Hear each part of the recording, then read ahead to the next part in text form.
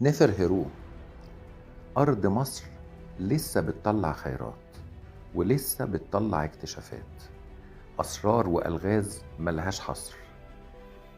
البعثة الأثرية المصرية اكتشفت أكتر من 63 مقبرة مبنية من الطوب اللبن بالقرب من دمياط في منطقة اسمها تل الدير.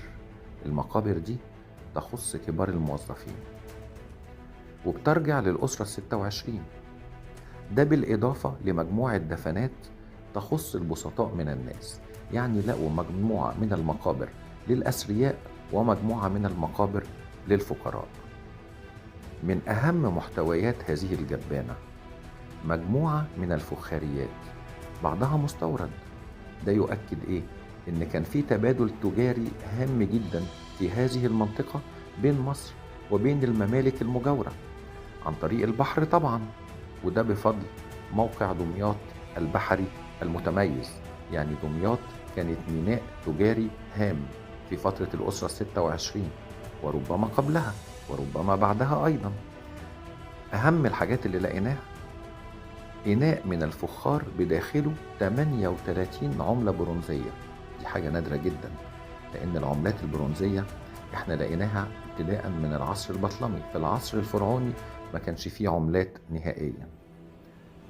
وجدنا أيضا بقايا دفنات عليها رقائق ذهبية في حالة حفظ متوسطة، ومجموعة من تماثيل الأوشبتي.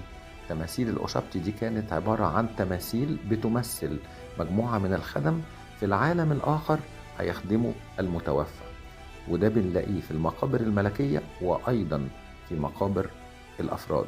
نخلي بالنا تماثيل للخدم، مش الخدم نفسهم هم اللي مدفونين مع صاحب المقبرة، ده مش حقيقي. مجموعة من المرايات المصنوعة من البرونز، وده كان شيء مهم. كان دايما المرأة المصرية بتهتم بالمكياج وبتهتم بأناقتها وبأنوثتها. مجموعة من التمائم الجنائزية صنعت بدقة فائقة ورائعة الجمال، وصنعت من خامات متنوعة ومتعددة. التمائم دي بتمثل رموز الديانة المصرية القديمة. الاكتشاف ده يدل على ان كل الاراضي المصرية مليئة بالكنوز والاسرار، مش بس وادي النيل، مش بس الدلتا والصعيد والنوبة، لا، ده دمياط كمان كانت مركز تجاري هام ولا زالت لم تكشف عن كل اسرارها.